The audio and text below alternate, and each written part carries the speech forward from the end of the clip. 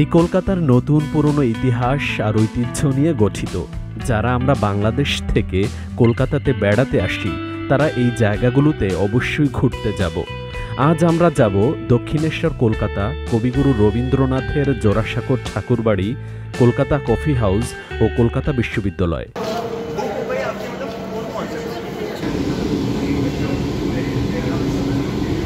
প্রথমে আমরা কলকাতার ধর্মতলা থেকে মেট্রোতে উঠলাম দক্ষিণেশ্বর যাওয়ার জন্য। সকাল 11টায় বেরিয়ে পড়লাম। 11টার দিকে কলকাতার মেট্রো রেল অতটা ভিড় থাকে না। মেট্রোতে করে যাওয়ার সময় আপনার চোখে পড়বে পুরনো বাড়িঘর আর সুন্দর সুন্দর জায়গা। চলে আসলাম দক্ষিণেশ্বর। কোনটা? মেট্রো ধরে, এসপ্লানেড থেকে মেট্রো ধরে এখন চলে এসেছি দক্ষিণেশ্বর। দক্ষিণেশ্বর ঘুরবো এখন। এই যে এটি হচ্ছে দক্ষিণেশ্বর কালীবাড়ি হল, কলকাতা, পশ্চিমবঙ্গ, ভারতের একটি নবরত্ন মন্দির। এই জায়গাটা বাহিরে দেখতে খুবই সুন্দর। এখানে হিন্দু মুসলিম সবাই ঘুরতে আসে, দেখতে আসে, কারণ একদম গঙ্গা নদীর পাশেই এটার অবস্থান। আমরা মন্দিরের একদম ভেতরে যাব না, আশপাশ ঘুরলাম। এবারে পেছনে যাব, বালি ব্রিজ দেখব।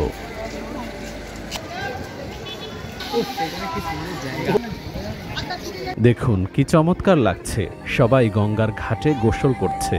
আশেপাশে অনেক পাখি উঠছে, পাশাপাশি বালি ব্রিজ দেখা যাচ্ছে। সব মিলিয়ে সুন্দর একটা আবহাওয়া।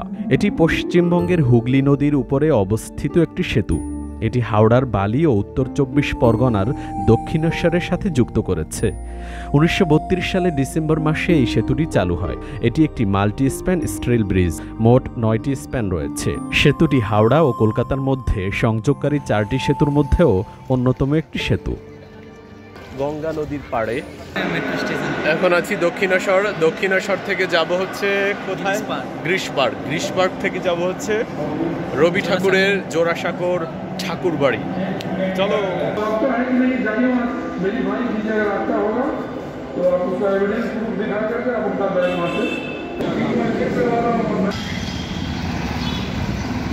এখন চলে এসেছি জোড়াসাঁকোর ঠাকুরবাড়ি। কবিগুরু রবীন্দ্রনাথ ঠাকুরের জোড়াসাঁকোর ঠাকুরবাড়ি চলে এসেছি। চলে আসলাম জোড়াসাঁকো ঠাকুরবাড়ি। এখানে প্রবেশ করতে টিকিট নিতে হয়। টিকিট নিয়ে নিলাম। টিকিটের মূল্য নিয়েছে 20 টাকা। তবে বিদেশিদের জন্য একটু বেশি রাখে, কিন্তু আমি টিকিট চাওয়া মাত্রই 20 টাকা করে রাখলো।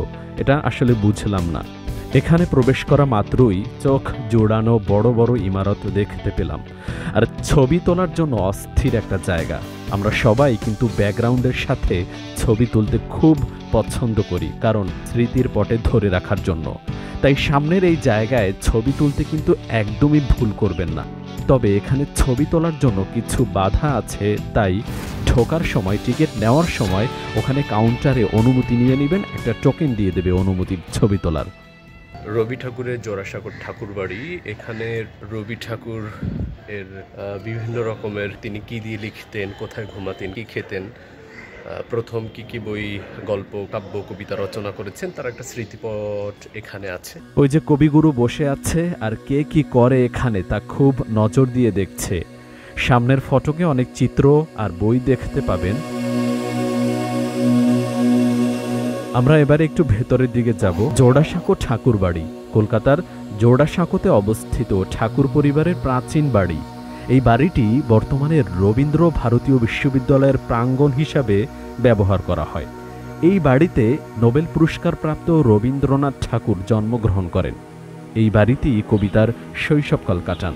1784 খ্রিস্টাব্দে নীলমণি ঠাকুর এই জোড়াসাঁকো ঠাকুরবাড়ি নির্মাণ করেন। 1861 সালে বিশ্বকবি রবীন্দ্রনাথ ঠাকুর এই বাড়িতেই জন্মগ্রহণ করেন এবং 7 আগস্ট 1941 সালে মারা যান। এটা মৃণালীর দেবী রান্নাঘর। মৃণালী দিয়ে এখানে রান্না করত। এখানে বসে রবি ঠাকুর কবিতা লিখত। এটা কবিগুরুর থাকার ঘর ছিল। এই রুমে বসে কবিগুরু কবিতা, উপন্যাস, গল্প, প্রবন্ধ লিখত। তাই রুমটা সুন্দর করে সাজিয়ে রেখেছে। এখানে আরো অনেক কিছু ছিল, দেখাতে পারলাম না কারণ ছবি তোলা বাধা আছে। আপনি যখন আসবেন তখন খুব সুন্দর করে অবলোকন করতে পারবেন। এবার আমরা ঘুরে বেরিয়ে গেলাম, সামনে একটু হেঁটে এর পাশেই পেয়ে যাবেন রবীন্দ্র ভারতীয় বিশ্ববিদ্যালয়। এখানেও ঘুরে দেখতে পারেন, তবে আপনার হাতে অনেক সময় নিয়ে এখানে আসতে হবে।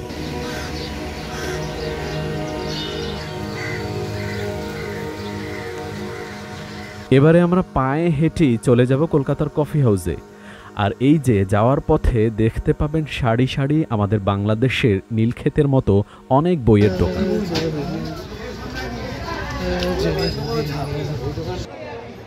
এটাই হচ্ছে কফি হাউস।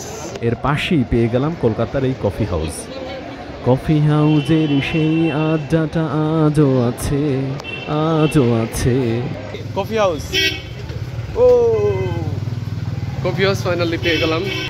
টাটা বাবু।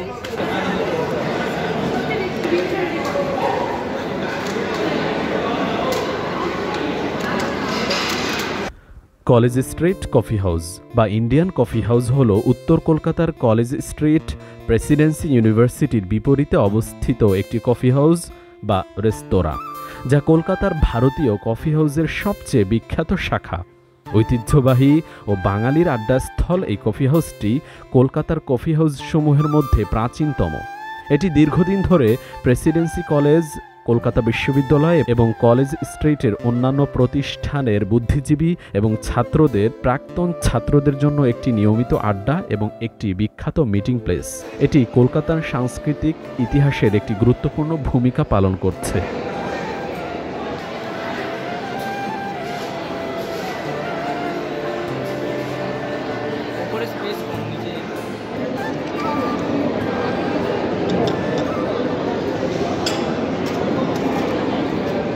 আমরা এই খাবারটা নিয়েছি কফি হাউসে এসেছি, কফি খাচ্ছি, সাথে ফ্রাইড রাইস।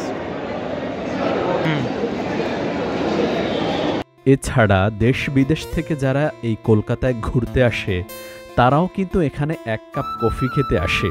আসলেই এখানকার কফি দারুণ মজা, আমার মনে হয় ইন্ডিয়ার সেরা কফি। আপনি কলকাতায় আসলে অবশ্যই কিন্তু এই কফি হাউসে আসতে ভুল করবেন না। আবার এখান থেকে খেয়ে দিয়ে চললাম সামনে এগিয়ে, পেয়ে গেলাম বিদ্যাসাগর উদ্যান। এখানে একটু ঘুরলাম, এরপরে সামনে গিয়ে পেলাম কলকাতা বিশ্ববিদ্যালয়, পোশাকি নাম কলিকাতা বিশ্ববিদ্যালয়, সংক্ষেপে কবি। ভারতের পশ্চিমবঙ্গের রাজ্যের কলকাতার প্রথম তথা অন্যতম প্রধান সরকারি গবেষণা বিশ্ববিদ্যালয়। এটিকে ভারতের অন্যতম শ্রেষ্ঠ রাজ্য গবেষণা বিশ্ববিদ্যালয় মনে করা হয়। কলকাতা ও সন্নিহিত অঞ্চলের 151টি স্নাতক কলেজ ও 16টি উচ্চশিক্ষা প্রতিষ্ঠান কলকাতা বিশ্ববিদ্যালয় কর্তৃক অনুমোদিত। 1857 সালের 24 জানুয়ারি প্রতিষ্ঠিত হয় এই বিশ্ববিদ্যালয়টি। এশিয়ার প্রাচীনতম বহুমুখী ও ইউরোপীয় ধাঁচের শিক্ষা প্রতিষ্ঠান। যেটুকু পারলাম দেখালাম, তথ্য তুলে ধরলাম, আপনাকেও দেখালাম। পরবর্তী কোনো ফুটেজে দেখা হবে, সেই পর্যন্ত সবাই ভালো থাকুন। টাটা, বাই বাই, আল্লাহ হাফেজ।